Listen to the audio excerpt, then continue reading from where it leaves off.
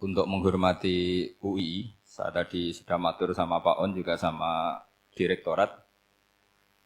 UI adalah kampus yang didirikan oleh para ulama, para profesor, sehingga sudah seharusnya setiap makalah ilmiah itu ada referensinya, ada marojeknya. Dan yang dipakai di seluruh dunia, di semuanya, untuk ulumul Quran itu yang paling pokok pakai kitab Al-Itqan. Al-Itqan fi ulumil Quran, karangannya Imam Suyuti. Sebelum saya terangkan teks persisnya, itu ada sekian problem dalam memahami Quran, terutama kalau lewat terjemah. Problem itu bisa gawat betul, bukan gawat-gawatan tapi gawat betul. Misalnya ada ayat begini dan terjemahnya pasti begini. Fa'ainama tuwallu fasamma wajhullah. Kamu menghadap mana saja, di arah manapun, di sana ada ridhonya Allah. Itu kalau hanya pakai terjemah, tentu menjadikan kita sholat bisa menghadap ke timur, ke barat, ke utara, dan ke apa? Selatan. Saya cerita sedikit tentang asbabun nuzul. Memang tema sekarang tentang asbabun nuzul. Dulu Rasulullah SAW ketika di Mekah itu sholat menghadap Ka'bah. Tapi setelah pindah di Madinah, di mana Madinah itu ada komunitas Yahudi dan Nasrani, Rasulullah itu menghadap ke Baitul Maqdis, kira-kira 16 bulan. 16 sampai 17 bulan. Semua riwayat itu kisarannya hanya 16 sampai berapa? 17 bulan. Sehingga orang Yahudi itu bilang begini, Muhammad ini baiklah, meskipun dia membawa agama baru, tapi kiblatnya masih ikut kita, masih baik kan. Setelah 16 bulan, Nabi diperintahkan Allah untuk menghadap ke Ka'bah. Fawal liwajhaka syatrul masjidil haram. Maka orang Yahudi itu berontak. Berontaknya adalah kiblat mereka ditinggalkan. Cara berpikir orang Yahudi itu kiblat mereka ditinggal. Sehingga mereka bilang mawallahum an qiblatihim allati kanu 'alaiha. Apa yang menjadikan umat Islam berpaling dari kiblat Baitul Maqdis. Kemudian mereka provokatif betul. Ini perlu diperjelas. Provokatif. Bilang begini. Inna Muhammadan tahayyara fi din. Muhammad ini bingung dalam beragama. Sehingga habis ngomong A ngomong B, habis kiblat Ka'bah, kiblat Baitul Maqdis. Sehingga dalam banyak tarikh disebutkan peristiwa kiblat itu terbanyak melahirkan orang murtad, orang yang keluar dari Islam. Gara-gara provokasi orang Yahudi, Muhammad tahayyara fi din. Muhammad itu bingung dalam menentukan pilihan apa? Beragama.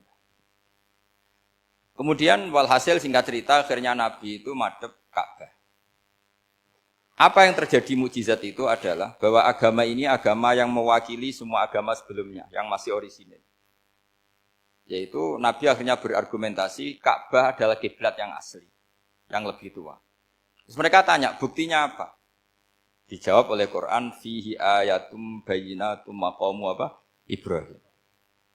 Ka'bah bukti tertua adalah di situ ada makam Ibrahim. Makam itu jejak kaki. Ya kalau bahasa Indonesia makam itu kuburan. Kalau dalam bahasa Arab makom itu jejak apa? Jejak kaki. Sehingga diketahui oleh sejarah dibuktikan di situ ada jejak kaki siapa? Nabi Ibrahim. Sementara nisbatnya Baitul Maqdis itu adalah kepada Nabi Musa dan Nabi Harun. Yang ini adalah turunan dari Nabi siapa? Ibrahim. Hikmahnya apa? Begini. Sebagai bukti bahwa Baitul Maqdis pernah menjadi poros Islam atau poros Tauhid, maka Nabi Muhammad pernah disuruh menghadap ke Baitul Maqdis. Buat inget-ingetan kalau ini pernah menjadi poros apa? Tauhid. Tapi tetap tua-tuaan masih tua apa?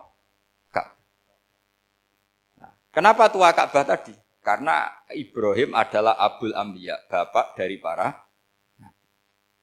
Dan di situ ada jejak kakinya. Fihi ayatum bayyinatum maqam. Bukti itu belum cukup. Dibuktikan lagi bahwa Ismail kecil itu hidupnya di Ka'bah. Kita tahu sa'i baina Safa wal Marwah adalah karena Siti Hajar sedang mencari apa? Air. Jadi ada bukti sekian, bukti empirik bahwa Ibrahim itu kiblatnya itu Ka'bah, bukan Baitul. Sehingga ada kata-kata fihi ayatum bayyinatum maqamu Ibrahim.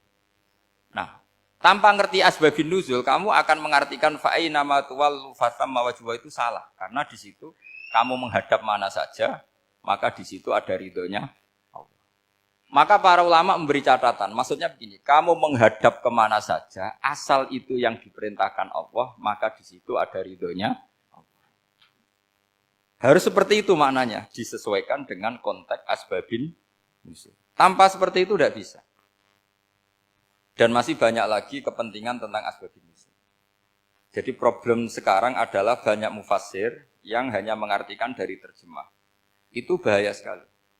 Jika ada orang yang menikah secara mut'ah, itu kan mirip kayak transaksi zina. Mereka berdalil famastamta'tum bihi minhunna fa'atuhunna ujurahun. Perempuan yang sudah kamu nikmati, yang penting kamu bayar. Terjemahnya seperti itu. Karena ujur itu jamaknya ujroh. Itu fatal sekali. Padahal ayat itu begini, settingannya begini, setting siakul kalamnya atau asbabun nuzulnya begini.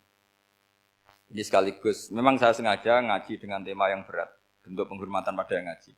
Kalau temanya ringan kan kayak TPQ.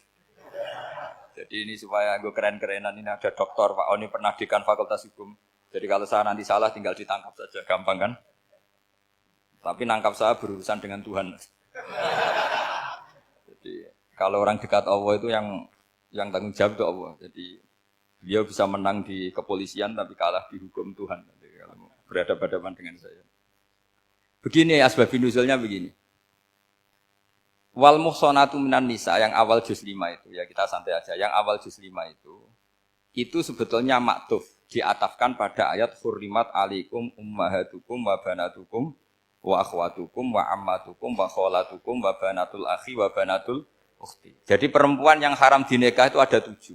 Yang faktor nasab, yaitu siapa? Ibu, putri, saudara putri, bulik dari bapak, amah itu bulik dari bapak, kholah itu bulik dari ibu, keponakan dari saudara lelaki, keponakan dari saudara perempuan. Ini disebut haram karena nasab gen.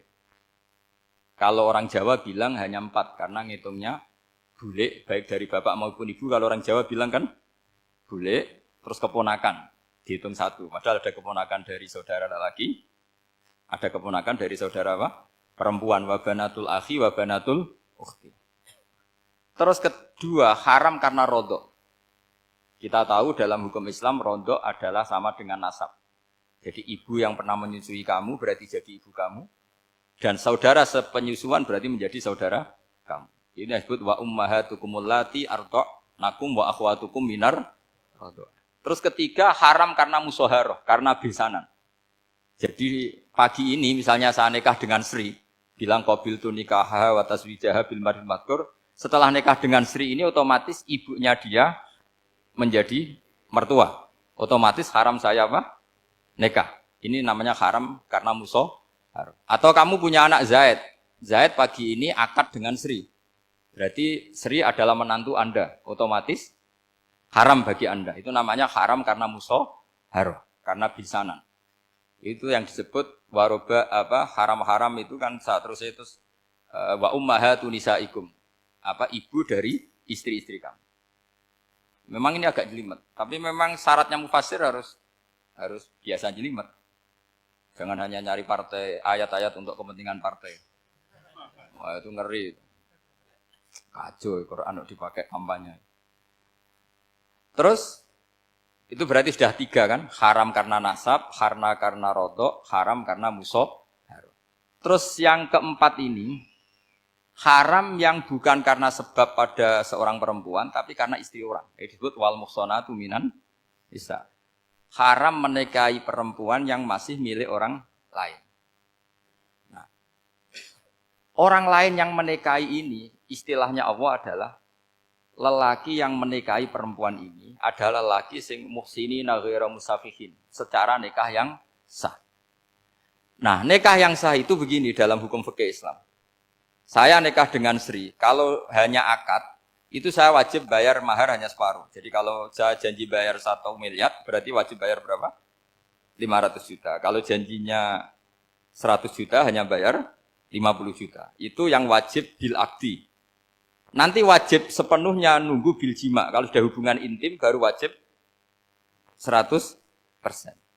Jadi kalau ada di Jawa, nikah dengan seperangkat alat sholat itu yang atasannya tok Itu wajib karena akad. Nanti bawaannya nunggu setelah hubungan apa? Intim. Loh, ini hukum Quran, bukan hukum saya. Makanya kan wa in talaqtumuhunna min qabli an tamassuhunna, saat terusnya terus fanis huma faradtum. Hanya wajib bayar setengah. Nah, perempuan yang sudah diajak hubungan intim itu kata Allah fa'atuhunna ujurahun, maka wajib kamu bayar penuh. Jadi ayat itu tentang perempuan yang sudah dinikah, kita harus bayar berapa? Harus bayar penuh. Ini penting saya utarakan. Nah, problem kita sebagai orang Indonesia, ini juga problem Pak On, problem semua kiai. Mahar di Indonesia itu nggak bisa dibahas di Quran. Karena keterlaluan, kecilnya itu keterlaluan. Saya ini kan kiai, sering ngakatkan tuh sampai bosen, seperangkat alat sholat. Itu ngawur sekali, ini mbak-mbak harus nggak mau gitu. Saya provokasi minimal itu ya berapa? 100 juta berapa? Pantasnya berapa? Pantasnya berapa? 10 gram itu berapa nilainya? Kan 1 gram 500.000, baru 5. Ya sudah mendingan itu 10 gram. Quran itu bayangannya gini, sambil latihan, yang hafal-hafal biar latihan. Jangan dapat beasiswa karena hafal tapi nggak jelas jeluntrungannya. Quran tuh bayangannya gini, ini nggak mungkin Quran ini bisa dibaca di Jawa. Wa in aradtum istibdala zaujim makana zauji wa ataitum ihdahunna qintaran fala ta'khudhu minhu syai'a. Jika kamu nikah sama seorang perempuan, kemudian kamu cerai, maka mahar yang sudah kamu berikan jangan ambil lagi. Karena mahar di Arab itu mahal, 100 juta, kadang mobil Alphard, kadang GMC. Sehingga setelah menceraikan tuh kebayang menarik. Kok enak, dulu saya memberikan itu kan karena dapat servisnya, sekarang sudah saya cerai, saya tarik. Kalau mahar di Indonesia kan seperangkat alat sholat. Jadi gak kebayang ada kalimat fala ta'khudhu minhu syai'a, jangan ambil lagi. Kebayang ngambil aja enggak? Apalagi kalau nikahnya sudah 2 tahun kan sudah lusuh, sudah. Tapi kalau di Arab itu kebayang karena mahal. Makanya orang Arab suka nikah orang Indonesia karena murah. Jadi bahasa kintoron itu harta yang enggak ternilai. Wa ataitum ihdahunna kintoron. Yang enggak ternilai, mahal betul. Itu pernah saya hitung, ada yang mahar itu 400 juta, ya sekira segitu. Nah, makanya setelah dicerai, Allah memperingatkan setelah kamu kasihkan, ya jangan minta lagi. Kenapa kepikiran minta? Karena jumlahnya besar. Kalau di Indonesia kepikiran enggak minta. Enggak kepikiran, saking kecilnya. Seperangkat alat sholat, kadang 1 juta. 1 juta itu setelah hubungan intim, sebelumnya yang wajib hanya 500. Itu kan enggak kebayang. Makanya susah ngartikan Quran di Indonesia, kadang susah karena kadang terlalu. Itu pernah Sayyidina Umar radhiyallahu anhu pernah bilang begini, wahai para perempuan, mahar itu jangan mahal-mahal, kasihan para lelaki. Itu ada perempuan alimah ya, orangnya alim betul. Meskipun enggak pernah sekolah di UI, tapi alim itu. Itu usul langsung gini, ya Amirul Mukminin, laisa dzalika laka ya Amirul Mukminin. Waqad qala ta'ala wa ataitum ihdahunna qintaran. Kamu hanya seorang Amirul Mukminin, tidak berhak bikin aturan pembatasan mahar. Allah saja tidak batasi, kenapa kamu batasi? Sehingga dulu yang namanya nikahnya Sulaiman Agung atau Jamaluddin siapa Ratu Agung, kalau hadiah ya sampai tas mahal itu. Ini kan dari bahasa Arab mumtaz mahal. Mumtaz itu istimewa, mahal itu tempat. Dia punya istri yang sangat dicintai, dikasih hadiah mumtaz mahal. Terus ilat Jawa jadi apa? Tas mahal. Itu kalau Mujid Ulil Albab kalah. Itu kalau cerai kan kepikiran minta lagi. Dikasihkan yang baru. Tapi kalau di Indonesia tidak mungkin karena apa tadi? Seperangkat alat sholat. Udah gitu nyari yang murah lagi. Yang bagus kitanya, bungkusnya yang bagus. Nah, maka nggak mungkin kita maknani Quran tanpa mengenal yang bernama asbabin. Karena makna ayat itu bisa kacau kalau kita tidak tahu asbabin. Yaitu kayak tadi makna fa'ina ma tuwallu fasamma wajhu. Itu maknanya kan kamu menghadap mana saja, boleh saja di sana ada ridhonya Allah. Berarti kan bisa ke timur, ke selatan, ke utara, ke barat. Itu bahaya betul. Sehingga kata ulama harus mengkaji asbabin supaya porsi ayat ini sampai semana jauhnya itu kita tahu. Tanpa tahu itu tidak bisa.